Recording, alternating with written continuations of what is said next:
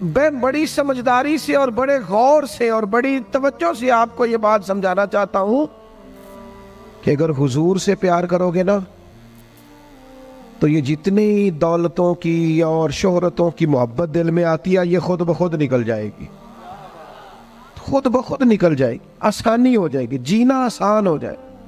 دوسری بات آپ کی خدمت میں عرض کروں، ہم نہ تازہ دم نہیں رہتے، ہم پریشان رہتے ہیں، ہم بور ہوتے ہیں، ہماری طبیعتیں بعض اوقات جلد بازی کرتی ہیں، ہم بعض اوقات الجھ جاتے ہیں، قرار تلاش کرتے ہیں۔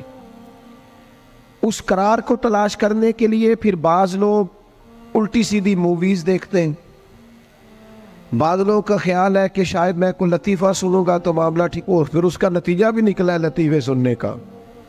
اب لطیفے سنانا بھی اتنا بڑا کام ہو گیا ہے کہ مولوی ہے پگڑی داڑھی والا لیکن اس کے نام کے نیچے لکھا فنی مولوی۔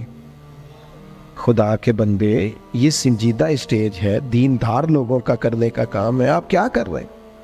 مولوی بھی فنی ہوتا ہے، 6 معنی دار ہے کہ ہمارا مزاج تھا ہر چیز شغل میلہ، ہر چیز ہنسنا الجھنا۔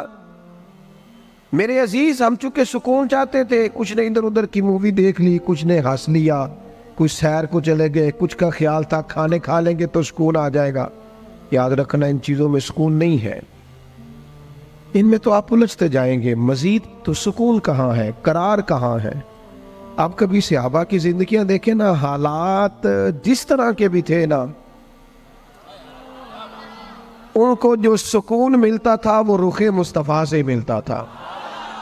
ان کی طبیعت پوری لگ گئی تھی کہ حضور علیہ السلام کی جو یادیں ہیں وہ دل کو تازہ کرتی۔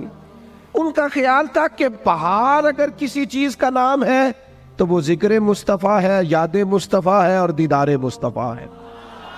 اعلیٰ حضرت مفتی ہیں، فتویٰ دیتے ہیں، اعلیٰ حضرت مفسر قرآن ہے، کنز الایمان بذات خود ایک تفسیر ہے، ترجمہ ہی تفسیری ہے۔ اعلیٰ حضرت محدث ہیں، وہ جب احادیث مبارکہ کا حوالہ دیتے ہیں تو یوں لگتا ہے کہ جیسے بڑی گہری نظر ہے ان کی، راویان حدیث پر بھی، اصول پر بھی، اور حافظہ بھی مضبوط ہے حفظ حدیث کے لحاظ، ساری چیزیں ان کے پاس تھیں۔ لیکن وہ پتہ کیا کہتے تھے؟ کہتے تھے یہ جو میرا دل چمکدار ہے نا، اور یہ جو میری طبیعت ہلکی پھلکی ہے، اس کی وجہ یہ ہے کہ ان کی مہک نے دل کے غنچے کھلا دیے۔ یہ میں نہیں آپ کو تقریر سنا رہا، میں تو جذبات کا اظہار کر رہا ہوں۔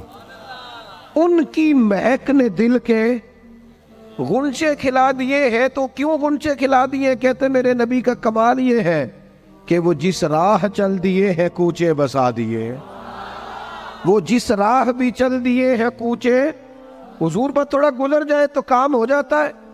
قرار، سکون، سارے دکھ مٹ جائیں گے اگر دل حضور سے لگا لو گے، اگر محبتوں کا مرکز رسول پاک کو بنا لو گے۔ آپ دیکھیں احد کے میدان کے اندر کافر نے ایک بڑی عجیب سازش کی مسلمانوں کو پریشان کرنے کے لیے، اور بھئی آپ لوگوں کی وجہ سے اگر اتنے لوگ تکلیف میں ہیں تو آپ کو سمجھ جلدی سے بیٹھ جائیں جی، جلدی سے جی، فیصلہ کرنے میں اتنی دیر، اللہ آپ کو سلامت رکھے، بیٹھ جائیں جی، اب آپ کھڑے ہیں جناب، آپ بھی بیٹھ جائیں، اللہ آپ کو برکت عطا فرمائے۔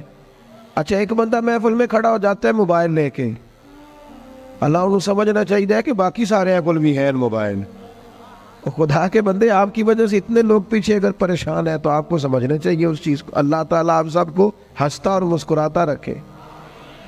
نبی پاک کی ذات سے جب آپ کی کامل وابستگی ہو جائے گی نا تو حضور کی ذات والا کا پیار، اور پیار لاروں والا نہیں ہونا چاہیے، خالی جلسے محفل میں اور مائک ہاتھ میں آیا تو عشق کا دعویٰ تگڑا، خالی اس طرح نہیں، تنہائی میں بھی تو روئے حضور کی بارگاہ۔ ایک محفل میں ایک دفعہ حاضر تھا تو ایک نعت خواں بچہ میرے پاس آیا، کہنے لگا جی میری سفارش کر دیو، میں بھی حضور دی بارگاہ چ حاضری لوانی ہے۔ میں کہ پتر تو کر جا کے پڑھ لیا، اتھے بھی حاضری لگ جائے گی کہ 4000 بندہ چاہیے حاضری لوان لی۔ حضور کی بارگاہ میں تو جہاں بیٹھ کے بھی پڑھے حاضری لگ جاتی ہے۔ اس کے لیے کیا ساج سمر کے مجلس ہی فقط ہو تو حاضری لگتی ہے؟ یہ بھی اعلیٰ حاضری ہے، پر وہ تو واللہ وہ سن لیں گے اور فریاد کو پہنچیں گے ہم. بس اتنا تو ہو کوئی فریاد کرے دل سے. تو بات تو دل سے کر. آپ کی جب کامل وابستگی حضور سے ہو جائے گی نا تو یہ غربتوں کا ڈر، یہ پریشانیاں، یہ آزمائشیں، ایک جگہ رونا نہیں رویا.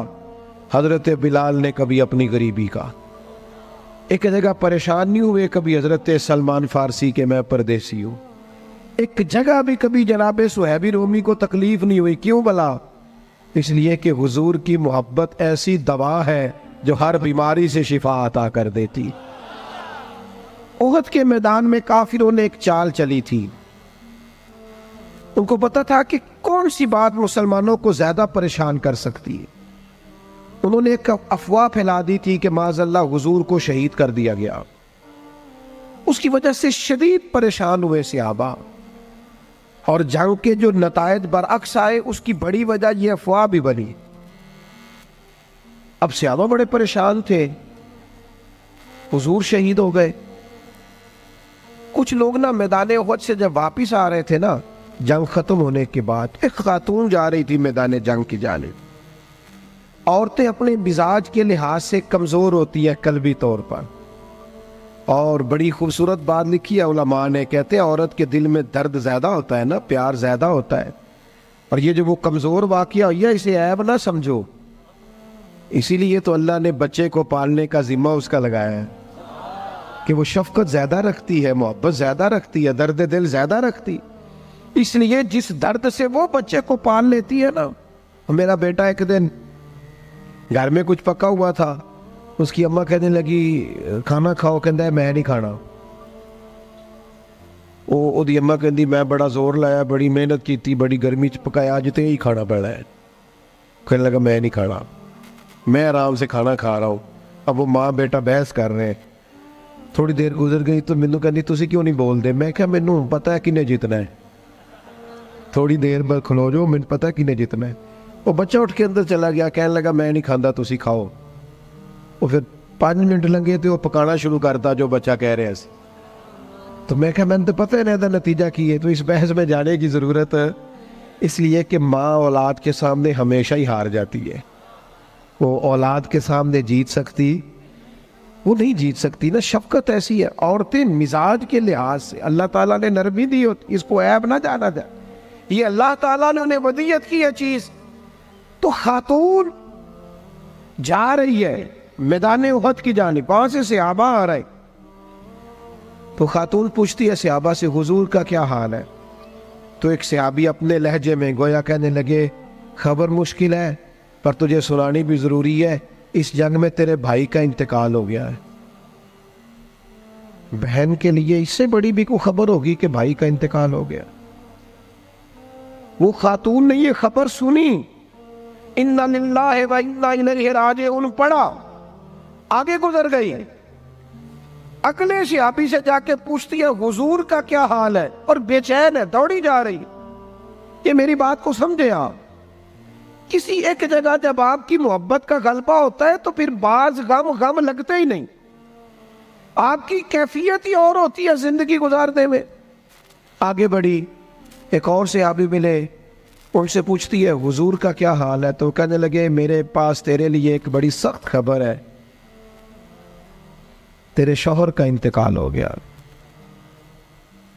اس نے تھوڑی دیر کے لیے خاموشی اختیار کی، اللہ کی رضا پہ راضی رہنے کے کلمات ادا کی اور آگے بڑھی. ایک اور شخص سے سوال، یہ ذرا سوچتے جانا، یہ خبریں اگر اچانک ملیں، بھائی چلا گیا ہے، باپ چلا گیا ہے، اس کو سوچنا، اپنے اوپر طاری کرنا، خدا نہ کرے ایسا ہو. پر جب خبر ملے تو کیفیات کیا ہوتی ہیں. وہ خاتون آگے بڑھی تو ایک شخص اور ملا، پوچھتی ہے ذرا بتاؤ نا حضور کا کیا حال ہے. تو کہنے لگے میرے پاس تیرے لیے خبر ہے کہ تیرے والد بھی اس جنگ میں شہید ہو گئے. بیٹیوں کا تو میکا ہی باپ سے ہوتا ہے، ماں سے ہوتا ہے. والد چلے گئے. تھوڑی دیر کے لیے گردن جھکی، کلمات ادا کی،